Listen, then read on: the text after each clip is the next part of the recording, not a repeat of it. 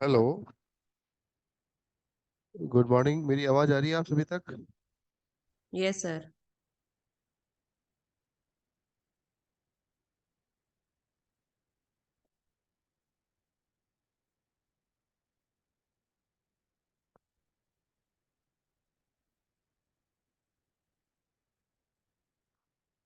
आज हम स्टार्ट करने जा रहे हैं हमारा न्यू बैच। एंड इसमें हम लोग देखेंगे कि जो एपीओ है, एपीओ का जो अभी किस तरीके से सिलेबस है और किस तरीके से एग्ज़ाम होगा। और जो भी आप लोगों ने देखा होगा बेसिकली कि इसमें जो है हम यहाँ पर समझेंगे कि जो पेपर है आप लोगों का एपीओ का, उसमें अब इंटरव्यू नहीं है। तो जब इंटरव्यू नहीं है तो इसमें प्री और मेंस दो को लेके ये पेपर अभी शुरू हुआ, इसके लिए अपने को बताया गया है। मेंस में ऐसे राइटिंग आएगा या फिर क्या पार्ट आएगा ये कुछ क्लियर नहीं हुआ है। तो अभी अपन लोग ये काम करेंगे, प्री के अकॉर्डिंग अपन अपनी क्लासेस को स्टार्ट करते हैं। सो आज अपन लोग है ना प्री के अकॉर्डिंग पढ़ते हैं।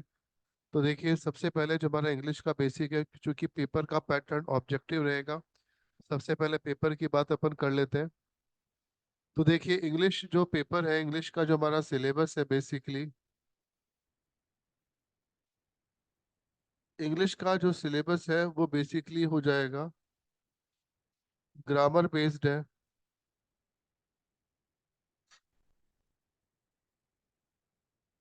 और ये जो ग्रामर बेस्ड सिलेबस है हमारा, इस सिलेबस में लगभग हम देखें तो सीनियर सेकेंडरी, सेकेंडरी और हायर सेकेंडरी जो है, उस लेवल के क्वेश्चंस जो हमसे पूछे जाएंगे। सबसे इम्पोर्टेंट बात यह है कि यहाँ पर जो टोटल क्वेश्चंस होंगे एग्जाम में, जो टोटल नंबर ऑफ क्वेश्चंस होंगे वो होंगे आपके 75 क्वेश्चंस होंगे। टोटल नंबर ऑफ क्वेश्चंस होंगे 75। एंड टोटल मार्क्स होंगे, वो होंगे आपके 25। ये बेसिकली हम बात कर रहे हैं, इंग्लिश की बात कर रहे हैं, ना कि ओवरऑल की। यानी कि तीन सही क्वेश्चन पे आपको एक मार्क्स मिलेगा। ये पेपर का पैटर्न है। और अगर तीन क्वेश्चन गलत होते हैं तो 1/4 मार्क्स जो है वो काट लिया जाएगा। एग्जाम में नेगेटिव मार्किंग है, इस बात का आप ध्यान रखेंगे। तो नेगेटिव मार्किंग है तो इसका मतलब है कि हमें गलतियां बिल्कुल भी नहीं करनी है, अवॉइड करना है गलतियों को। एरर्स को हमें अवॉइड करना है, गलतियों को अवॉइड करना है। क्योंकि पेपर में क्या है, देखिए, नेगेटिव मार्किंग जो है वो भी दी गई है। तो जब नेगेटिव मार्किंग होती है तो वहां पर हम ज्यादा जो है अजम्पशंस यूज नहीं कर सकते। जो करेक्ट है वही आंसर अपन फिल करेंगे, बिल्कुल प्रॉपर तरीके से पेपर को अपने को देना है। इन कुछ बातों को अपने को क्या करेंगे, ध्यान में रखना है। ठीक है। तो देखिए, यहाँ पर सबसे इम्पोर्टेंट बात है कि जो सिलेबस है, सिलेबस में आज हम लोग देखें तो टॉपिक बेसिकली क्या है, टॉपिक जो है वही टॉपिक है जो आपका आरजेएस का टॉपिक है। वही का वही जो है टॉपिक्स आपको दिए गए हैं एपीओ में। और उसके अलावा कुछ टॉपिक्स और इसमें ऐड कर दिए गए हैं। इसमें कुछ टॉपिक्स और थोड़े से ऐड कर दिए गए हैं। तो वो जो है अपन समझेंगे कि किस तरीके से क्या है। तो आइए शुरू करते हैं आज की हमारी पहली क्लास। तो यहाँ पर हम लोग शुरू करेंगे टॉपिक और देखेंगे कि ग्रामर जो है वो किस तरीके से है, ऑब्जेक्टिव क्वेश्चंस जो है वो किस तरीके से पूछे जाते हैं, एग्जाम का पैटर्न जो है वो किस तरीके से होता है, वो जरा अपन लोग समझेंगे। तो ये शुरू करते हैं।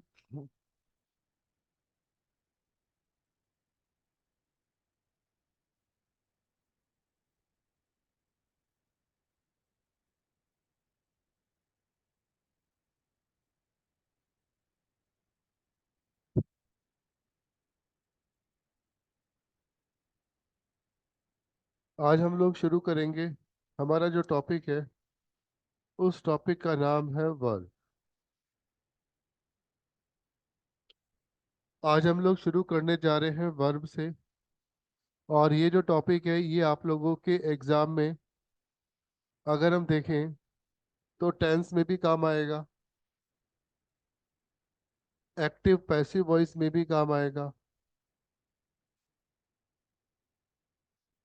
नरेशन जो है उसमें भी काम आएगा। उसके अलावा सब्जेक्ट, वर्ब,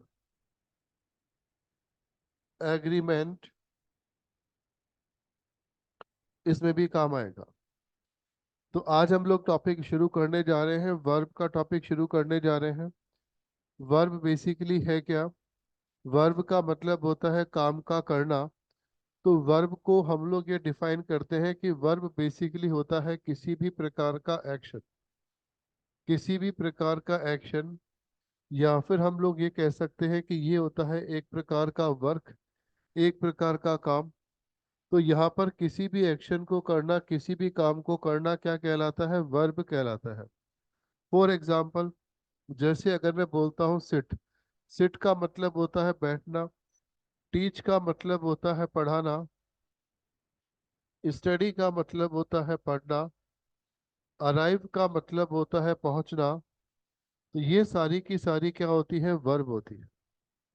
तो यहाँ पर देखिए सबसे इम्पोर्टेंट बात ये होती है कि वर्ब का स्थान कहाँ पे होता है। तो आप ये समझेंगे कि सबसे पहले हम लोग ये देखें कि सब्जेक्ट जो होता है, कर्ता जो होता है, कर्ता का मतलब होता है डूअर। डूअर का मतलब होता है काम को करने वाला। जो भी व्यक्ति काम को करेगा उसे अपन क्या कहेंगे? सब्जेक्ट कहेंगे। तो सब्जेक्ट के बाद में वर्ब का यूज होता है, ना कि वर्ब का यूज जो है वो सब्जेक्ट से पहले होता है। सबसे पहले हमको ये समझना होगा। फॉर एग्जाम्पल, अगर मैं यहाँ पे लिखता हूँ आई, तो आई हमारा क्या है? सब्जेक्ट है। तो आई के बाद में मैं यहाँ पे लिख सकता हूँ सिट। लेकिन अगर कहा जाए कि क्या ऐसा हो सकता है कि हम यहाँ पे लिखें सिट आई, तो सिट आई जो है वो पॉसिबल नहीं है। अगर मान लीजिए यहाँ पर हम लिखते हैं ही, तो ही के साथ में क्या यूज करेंगे?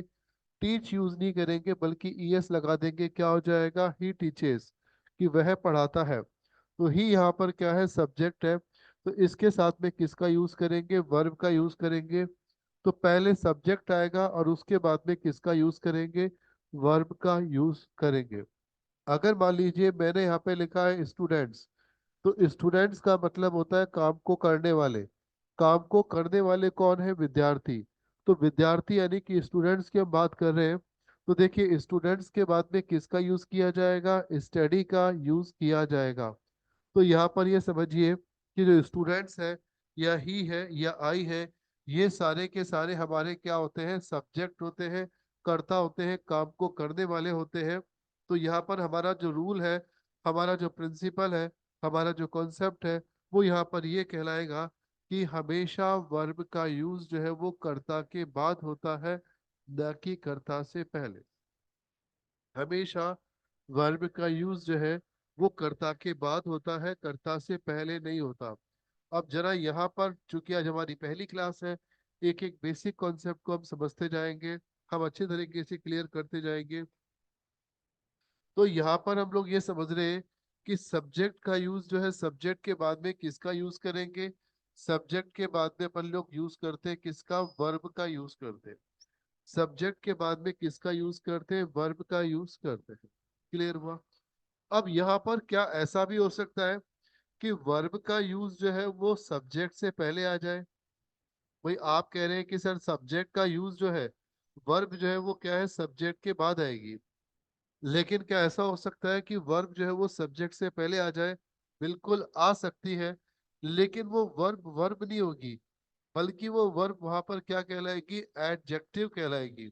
उस वर्ब को हम नाम किसका देंगे? एडजेक्टिव का नाम देंगे। एडजेक्टिव का मतलब होता है विशेषण। एडजेक्टिव का मतलब क्या होता है? विशेषण। यानी कि वो जो वर्ब होती है उस वर्ब को हम नाम क्या देंगे? एडजेक्टिव नाम देंगे। फॉर एग्जाम्पल, जैसे मान लीजिए मैं यहाँ पे लिखता हूँ RUN, रन। रन का मतलब होता है दौड़ना। लेकिन अगर अपन ने लिखा यहाँ पे रनिंग, और उसके बाद में मैंने लिखा यहाँ पर बस, तो बस यहाँ पर अगर सब्जेक्ट है, बस यहाँ पर अगर नाउन है, तो नाउन से पहले मैं किसका यूज कर रहा हूँ? वर्ब की फर्स्ट फॉर्म में ING का यूज कर रहा हूँ। तो इसका मतलब है कि यहाँ पर ये क्या कहलाएगी? इसको अपन नाम देंगे, एडजेक्टिव का नाम देंगे। तो यहाँ पर क्या हो जाएगा, रनिंग बस। तो मैंने लिखा रनिंग बस, उसके बाद में मैं लिखता हूँ crust people.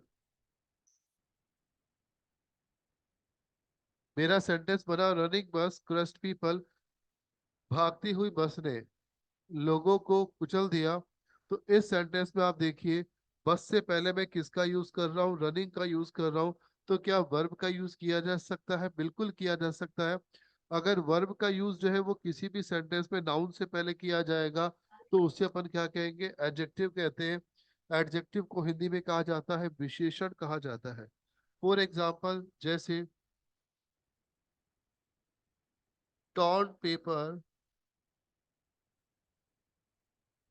Have no use. Torn paper, फटे हुए जो कागज होते हैं उनका कोई यूज नहीं होता। अब इस सेंटेंस में अगर देखें तो पेपर्स यहाँ पर क्या है, नाउन है। और टोन यहाँ पर क्या है, टीयर की थर्ड फॉर्म है। जो टीयर वर्ब होती है, उस टीयर की थर्ड फॉर्म है। मैं लिखता हूँ, टीयर का मतलब होता है फाड़ना, टॉन का मतलब होता है फाड़ा, और टॉन का मतलब होता है फाड़ चुका। तो ये वर्ब होती है। तो अब जरा यहाँ पर आप ये समझिए कि नाउन से पहले यहाँ पर क्या आ रही है, वर्ब की थर्ड फॉर्म आ रही है। तो वर्ब की थर्ड फॉर्म यहाँ पर क्या कहलाएगी, वर्ब की थर्ड फॉर्म यहाँ पर एडजेक्टिव कहलाएगी। तो इसे अपन क्या कहते हैं, एडजेक्टिव कहते हैं। तो नाउन से पहले वर्ब का यूज किया जा सकता है, और ये पूरा का पूरा मिलके क्या कहलाएगा, सब्जेक्ट कहलाएगा। हैव यहाँ पर क्या हो गया, वर्ब हो गया। और नो यूज यहाँ पर क्या हो गया, इस सेंटेंस में कॉम्प्लीमेंट हो गया। तो यहाँ पर आप ये समझ सकते हैं कि सब्जेक्ट जो होता है उसमें नाउन से पहले अपन वर्ब का यूज जो है वो इस प्रकार से कर सकते हैं। वर्ब का यूज जो है वो कर सकते हैं, ठीक है। अब देखिए, यहाँ पर आपने कुछ सेंटेंस इस तरीके से भी देखे होंगे कि जैसे फॉर एग्जाम्पल मैं लिखता हूँ वॉकिंग, और उसके बाद में लिखा है इज अ गुड एक्सरसाइज। तो मैंने सेंटेंस में लिखा walking is a good exercise. तो वॉकिंग यहाँ पर क्या है, वर्ब है।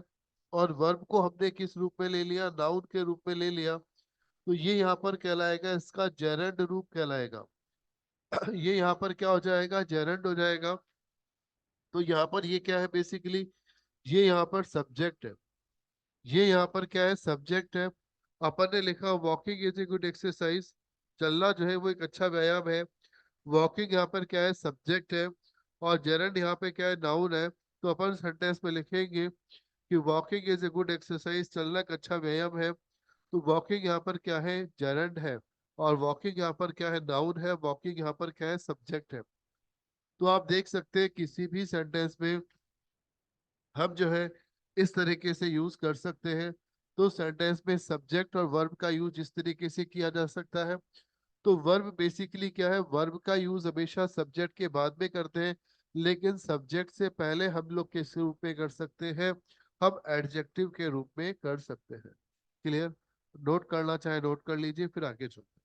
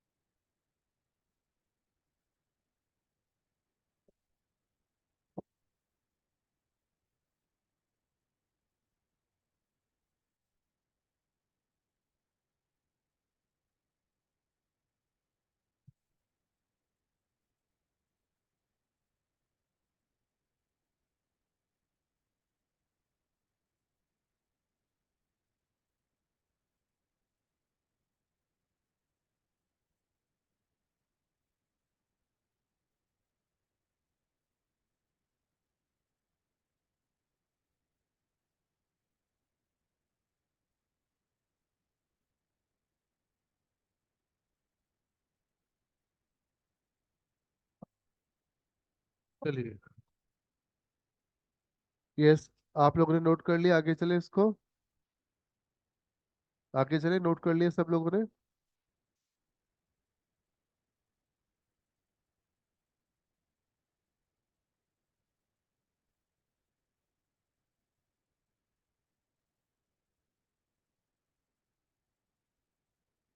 यस, आवाज आ रही है मेरी सभी लोगों तक?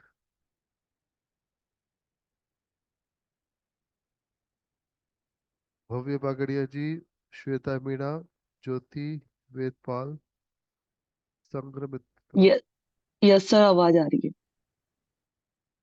Can we go ahead? आपने नोट कर लिया सभी लोगों ने?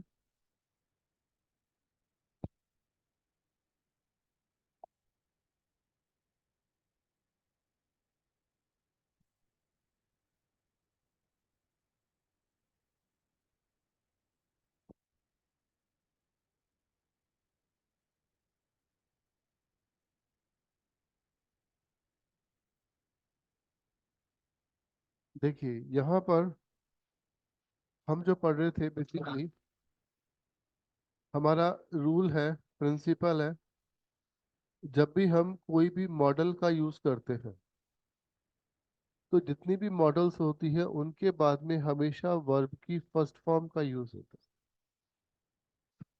मॉडल के बाद में हमेशा किसका यूज होगा? वर्ब की फर्स्ट फॉर्म का यूज होगा। चाहे मैं कैन का यूज करूं, मे का यूज करता हूं, विल का यूज करें, शैल का यूज करें, इनके बाद में भी किसका यूज होगा? वर्ब की फर्स्ट फॉर्म का यूज होगा। और या हम यहाँ पे कुड का यूज करें, माइट का यूज करते हैं, वुड का यूज करें, शुड का यूज करें, इनके बाद में भी वर्ब की फर्स्ट फॉर्म का यूज हो। फॉर एग्जाम्पल, अगर मान लीजिए सेंटेंस आपको इस तरीके से लिखा हुआ है, students should pay attention towards study. और ए ऑप्शन में है पे, बी ऑप्शन में है पेड, सी ऑप्शन में आपको दिया हुआ है पेइंग, और डी ऑप्शन में लिखा है टू बी पेड। बताइए क्या आंसर होगा आपका? Students should dash attention towards study, क्या आंसर आना चाहिए? चार ऑप्शन है आपको दिखाई दे रहे हैं, विजिबिलिटी है। Pay, paid, paying, to be paid. First question का आंसर क्या होगा? कोई भी बता दीजिए।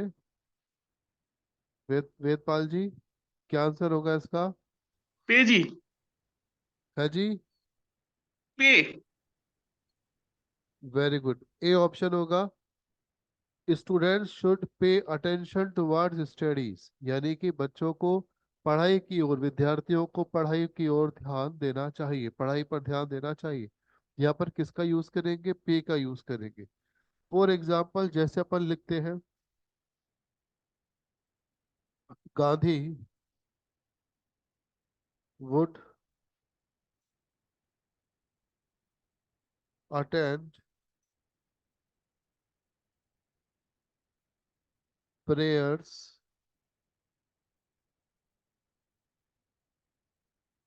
एवरी डे व्हेन ही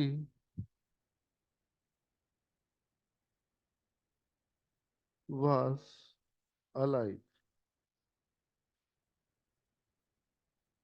ये ऑप्शन है हमारा अटेंड, बी है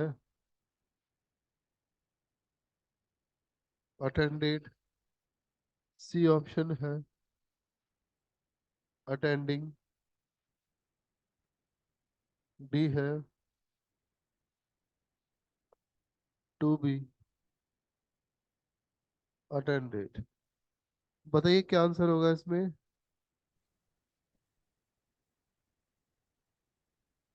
ज्योति जी, भव्या जी, अटेंड सर। प्रियंका जी हमसे ए। प्रियंका जी जुड़ चुके हैं हमसे। प्रियंका जी क्या आंसर होगा इस क्वेश्चन का। एक मिनट सर। ए। Very good. अब है ना, यहाँ पर हमारा आंसर हो जाएगा ए। छोटा सा कॉन्सेप्ट ये होता है, वुड का यूज जो होता है ना किसी भी सेंटेंस में, बिल्कुल यूज्ड टू की तरह होता है। जैसे यूज्ड टू होता है ना, वैसे अपन किसका यूज करते हैं, वुड का यूज करते हैं। अब ये बताइए, यहाँ पे वुड और यहाँ पे यूज टू है, तो बताएं कि इसके बाद में वर्ब की कौन सी फॉर्म आएगी। अगर यूज्ड टू होता तो हमारा आंसर क्या होता। अगर वुड की जगह पे यूज्ड टू होता तो हम क्या आंसर लिखते।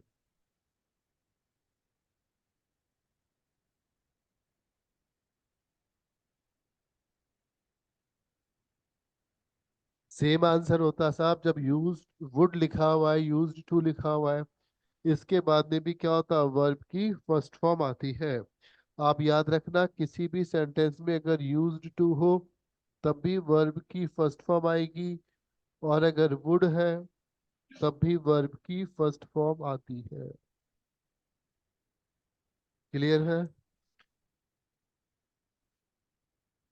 इन बातों को ध्यान में रखेंगे, यूज्ड टू के बाद में भी वर्ब की फर्स्ट फॉर्म आती है, वुड के बाद में भी वर्ब की फर्स्ट फॉर्म आती है। ये हमारा रूल नंबर फर्स्ट है, काइंडली नोट कर लीजिएगा, एग्जाम के लिए इम्पोर्टेंट है। फिर आगे चलते हैं।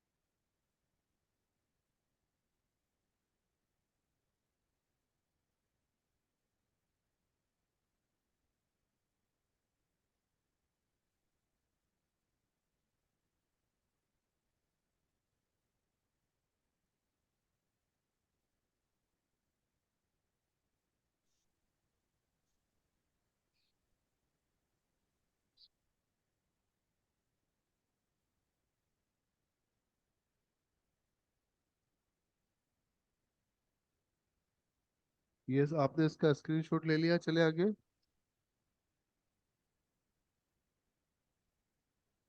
रूल नंबर सेकंड देखें। यस, स्क्रीनशॉट ले लिया आपने इसका।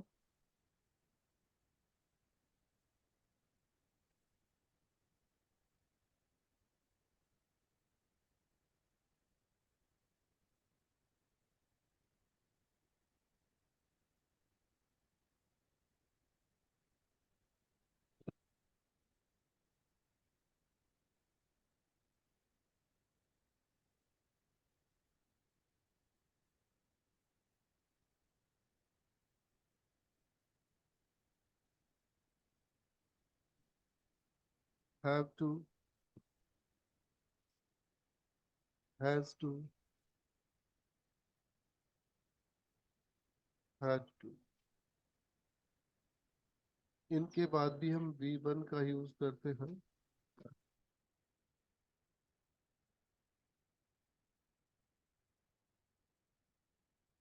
अगर विल है, शैल है,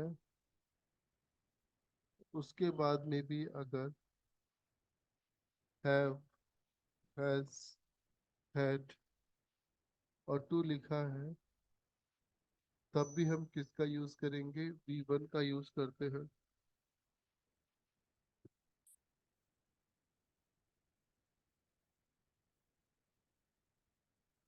और देखिए, dare, need, ought,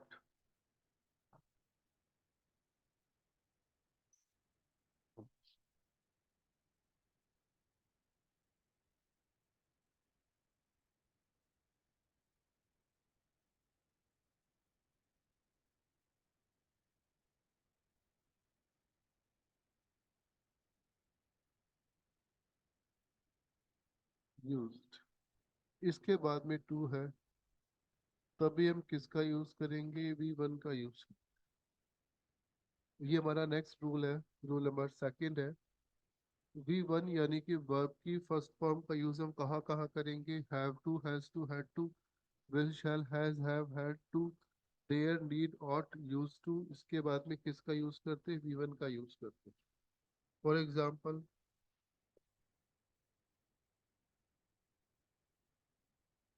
girls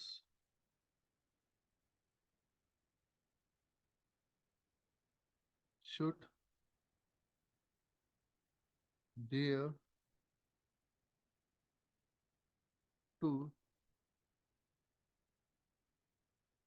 speak against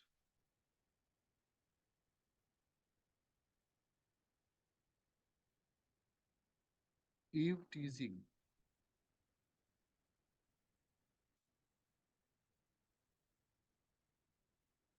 ए ऑप्शन में है स्पोक, बी ऑप्शन में है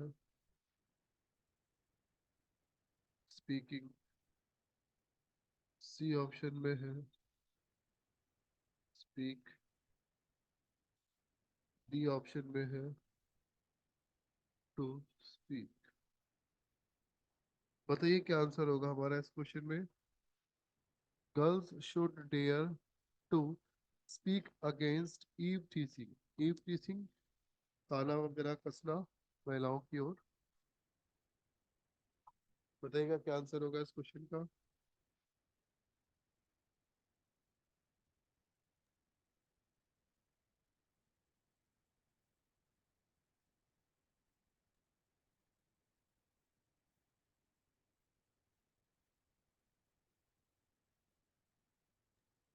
sir C. Speak. Very good, excellent. Girls should dare to speak against eve teaching. अब मान लीजिए एग्जाम में ये क्वेश्चन इस तरीके से नहीं लिखा हुआ है, और एग्जाम में ये वाला क्वेश्चन इस तरीके से लिखा हुआ जाता। अगर ये होता तो हमारा आंसर सी होता, वन थिंग। और अगर एग्जाम में टू नहीं होता, फॉर एग्जाम्पल डेयर लिखा हुआ होता, तो ये D. बताइए इस कंडीशन में हमारा आंसर क्या होता। D. Very good. इस कंडीशन में हमारा आंसर जो होता वो डी होता। और यही है आपका एपीओ का एग्जाम। ये जो एपीओ का पेपर है ना, 2015 में पहली बार इंग्लिश को जोड़ा गया था। और आप ये बता दूं मैं आप लोगों को, 2015 के बाद में अब ये एग्जाम हो रहा है। यानी कि बीच में एपीओ का एग्जाम नहीं हुआ था। जेएलओ के एग्जाम 3 बार हो चुके हैं। अब ये एपीओ की वैकेंसी आ रही है, और संभावना है कि अच्छी पोस्ट लगभग आ सकती है। अब यहाँ पर देखिए डेढ़ लिखा हुआ, तो आपको क्या लिखना है, टू का यूज करना है। गलती क्या होती है, स्टूडेंट सोचता है कि सर डेयर तो मॉडल है, मॉडल के बाद तो वर्ब का फर्स्ट फॉर्म आनी चाहिए, तो वो यहाँ पर गलती से क्या करता है, सी आंसर लिख के आता है। जबकि यहाँ पर आपको देखना होगा कि डेयर हमेशा किसको यूज साथ में लेके आएगा, डेयर का यूज हमेशा जो है वो टू के साथ में होता है। अब बेसिक जो है वो एक्सेप्शन क्या है उसको समझते हैं। इसी रूल में एक्सेप्शन यानी कि अपवाद क्या होता है बेसिकली उसको देखते हैं। एक्सेप्शन कहता है कि डेयर नॉट और नीड नॉट, अगर ये लिखा है इसके बाद में टू का यूज नहीं होता, और डायरेक्ट हम लोग किसका यूज करते हैं, वर्ब की फर्स्ट फॉर्म का यूज करते हैं। फॉर एग्जाम्पल जैसे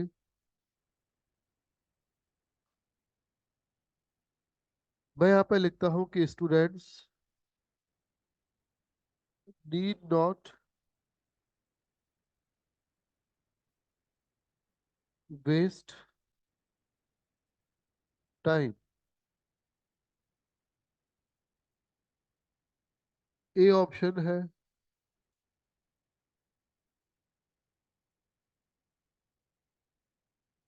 टू वेस्ट, बी ऑप्शन है वेस्ट, सी ऑप्शन है वेस्टिंग, डी ऑप्शन है वेस्टेड। देखिए क्या आंसर होगा इस क्वेश्चन का। Students need not waste time. Sir B. Very good. अब गलती क्या होती है, हम लोग ये देखते हैं कि यार नीड के बाद तो टू आता है, तो नीड नॉट टू वेस्ट होना चाहिए। जल्दबाजी में आंसर हम क्या लिखते हैं, ए लिखते हैं, जबकि हमारा आंसर हो जाएगा B is the right answer. Exam ये है, इस टाइप से क्वेश्चंस आपके पूछे जाते हैं, थोड़ा सा यहाँ पर हमको ध्यान रखना होगा।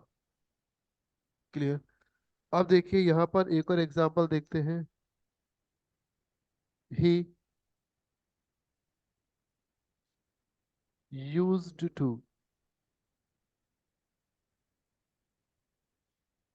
Smoke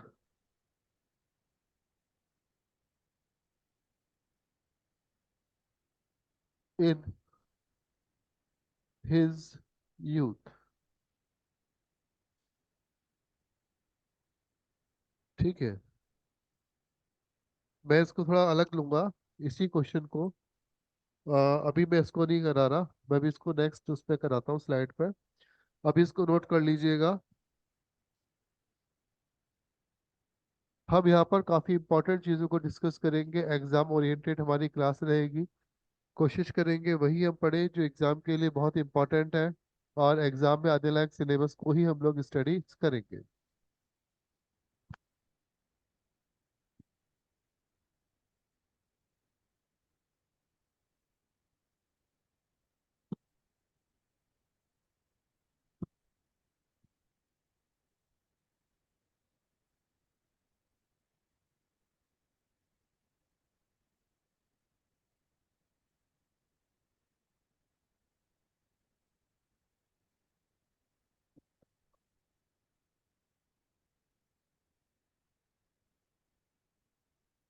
yes, you have done.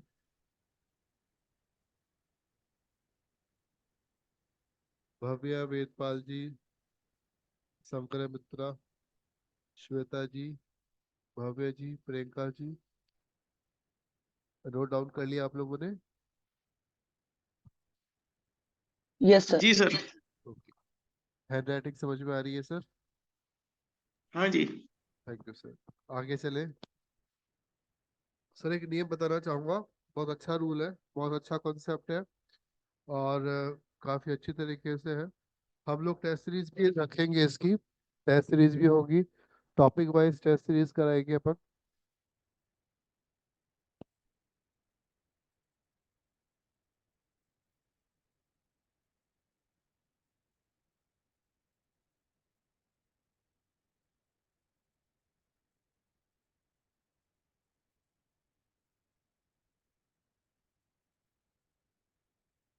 हमारा क्वेश्चन है, he used to smoke in his youth. ये ऑप्शन है स्मोक, बी है स्मोक, सी ऑप्शन है स्मोकिंग, और डी है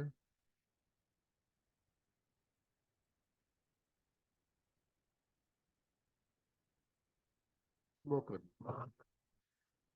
और यही हमारा सेकंड क्वेश्चन है, he used to smoke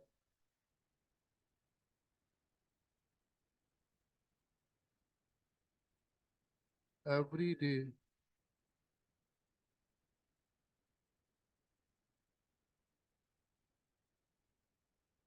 while working.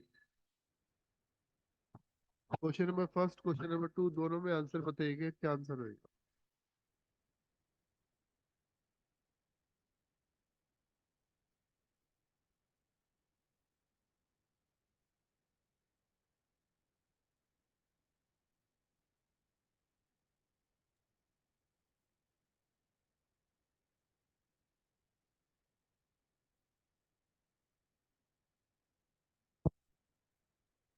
Question number first में क्या आंसर होगा हमारा, और क्वेश्चन नंबर सेकंड में क्या आंसर होगा। सृष्टि जैन जुड़ चुके हैं हमसे, वेरी गुड। राजस्थान में कई दूर दराज से लोग जुड़ चुके हैं हमसे। देखिए, फर्स्ट क्वेश्चन का आंसर क्या होगा, सेकंड क्वेश्चन का आंसर क्या होगा, यूज टू लिखा हुआ है। नरेश जी जुड़ चुके हैं हमसे, बिल्कुल बताइएगा फर्स्ट क्वेश्चन का आंसर क्या होगा और सेकंड क्वेश्चन का आंसर क्या, क्या कहता है question number first, question number second. Priyanka ji, Shweta ji, Sangamitra ji, Bhavya ji, Jyoti ji, Srishti ji, बताइएगा क्या आंसर होगा। क्वेश्चन नंबर फर्स्ट और क्वेश्चन नंबर टू है, क्या दोनों में आंसर सेम होगा या कुछ अलग दिखाई दे रहा है। अच्छा क्वेश्चन है, एग्जाम के अकॉर्डिंग अगर देखें इसी टाइप से क्वेश्चन बनते हैं objective.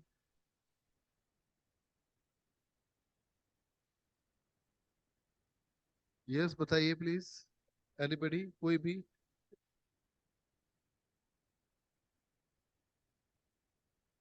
Yes Priyanka ji. Sir same होगा दोनों में, स्मोक बी। दोनों में सेम होगा। देखिए मैं बता देता हूँ, दोनों में आंसर सेम नहीं होगा, दोनों के अंदर आंसर जो है वो अलग अलग होगा। पहला वाला सेंटेंस है उसमें आप देखिए लिखा हुआ है he used to smoke in his youth, वो अपने यूथ अवस्था में स्मोक किया करता था। इसका मतलब है फर्स्ट जो सेंटेंस है ये हमारा शो करता है पास्ट हैबिट को, ये जो है ये शो कर रहा है पास्ट हैबिट। पास्ट हैबिट जब होगी तो यूज्ड टू बिल्कुल वैसे ही बिहेव करेगा जैसे बिहेव करता है वुड का। पास्ट हैबिट में वुड की तरह ही यूज टू होगा, और यहाँ पर हम लोग लिखेंगे, हमारा आंसर हो जाएगा स्मोक, और बी हमारा राइट आंसर होगा। लेकिन सेकंड नंबर का सेंटेंस देखिए, he use to smoke every day, किसी भी वाइल वर्किंग। अब अगर यहाँ पे वाइल वर्किंग भी नहीं होता तो किसी भी सेंटेंस में every day, every night, every morning हमेशा प्रेजेंट को बताते हैं। तो यहाँ पर ये जो सेंटेंस है ये शो करता है प्रेजेंट हैबिट को। ये जो सेंटेंस है हमारा ये शो करेगा प्रेजेंट हैबिट को। जब भी हम प्रेजेंट हैबिट की बात करते हैं तो याद रखिएगा यूज्ड टू के साथ में हमेशा वर्ब की फर्स्ट फॉर्म में आईएनजी का यूज होता है। तो यहाँ पर क्या हो जाएगा, प्रेजेंट पार्टिसिपल बोलते हैं इस वर्ब को। तो हमारा आंसर यहाँ पर हो जाएगा स्मोकिंग। और यही आपका एपीओ का एग्जाम है, और एपीओ के पेपर में इसी टाइप से क्वेश्चन आए थे लास्ट ईयर। जब 2015 में पहली बार इंग्लिश को जोड़ा था तो इस टाइप से क्वेश्चन दिए थे, he use to smoking every day while working. दोनों में अंतर है। स्टूडेंट याद करके जा रहा है कि यूज टू के बाद में स्मोक आएगा, वर्क की फर्स्ट फॉर्म आएगी, लेकिन वो ये भूल गया कि यूज टू का नियम होता है पास्ट हैबिट का, कि यूज टू का प्रयोग अगर अपन पास्ट हैबिट के लिए करते हैं तो पास्ट हैबिट के लिए जब अपन करते हैं तो वहां पर हम किसका यूज करेंगे, वर्ब की फर्स्ट फॉर्म का यूज करेंगे। तो यूज टू के बाद में अपन क्या लिखेंगे, स्मोक लिखेंगे। लेकिन सेकंड नंबर के सेंटेंस में अगर आप देखें तो यहाँ पर पास्ट हैबिट नहीं बल्कि प्रेजेंट हैबिट है। जब भी हम बात करेंगे प्रेजेंट हैबिट की बात करेंगे तो प्रेजेंट हैबिट में देखिए यूज टू के बाद में अपन किसका यूज करेंगे, वर्ब की फर्स्ट फॉर्म में आईएनजी का यूज करेंगे। तो हम यहाँ पे क्या लिखेंगे, स्मोकिंग लिखेंगे। He used to smoking every day while working. तो यहाँ पर हमारा आंसर क्या आ जाएगा, स्मोकिंग।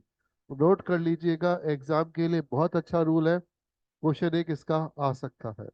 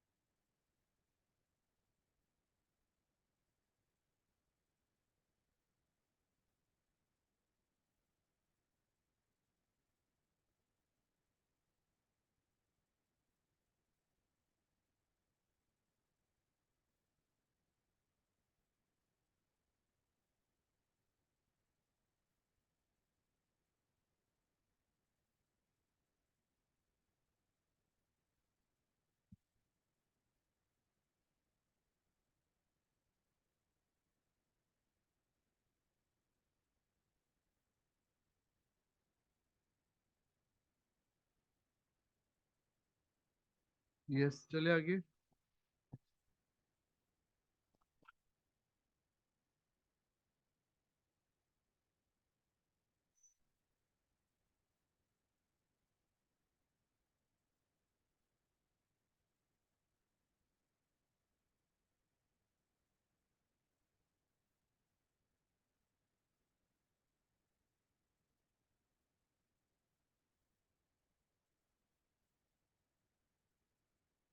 रूल नंबर 3 हमारा है, किसी भी सेंटेंस में अगर लेट का यूज होता है, मेक का यूज होता है, डोंट का यूज होता है,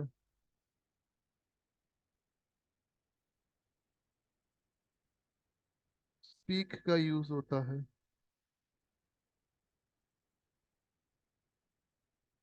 और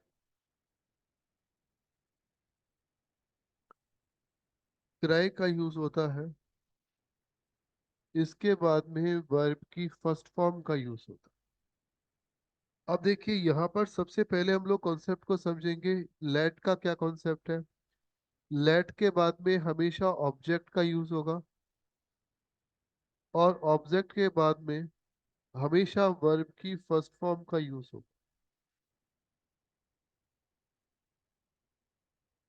फॉर एग्जाम्पल जैसे हम लोग लिखते हैं लेट मी, और यहाँ पर लिखा हुआ लिखेंगे अपन लोग, वर्ब है हमारा ओपन, और यहाँ लिखा हुआ है the door.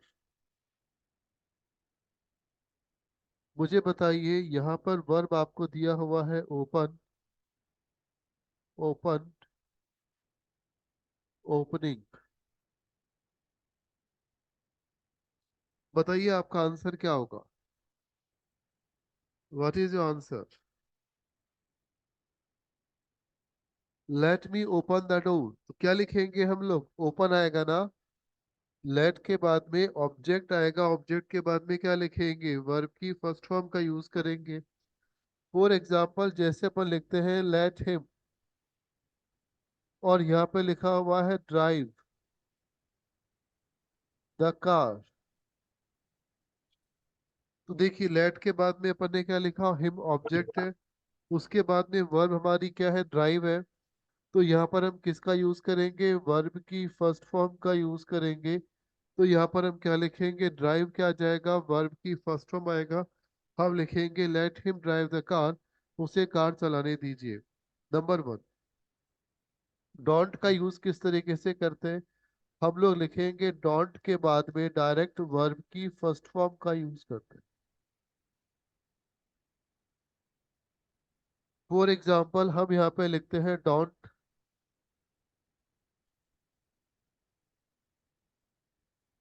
Run fast, don't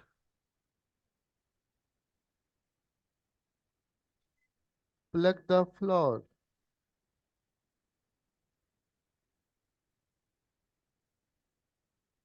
इस तरीके से अपन किसका यूज करेंगे? डोंट का यूज करेंगे। तो देखिए यहाँ पर हमारा जो कॉन्सेप्ट है, बेसिकली हमारा जो कॉन्सेप्ट है वो ये होता है कि जब भी डोंट का यूज करते हैं, डोंट के बाद में वर्ब की फर्स्ट फॉर्म का यूज होगा।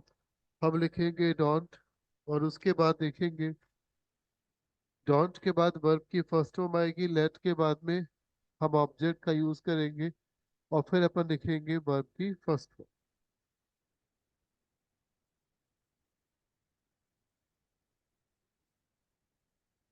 राइट। तो ये था हमारा आज की क्लास का कॉन्सेप्ट। आई होप आपको क्लियर हुआ होगा कॉन्सेप्ट। मिलते हैं कल।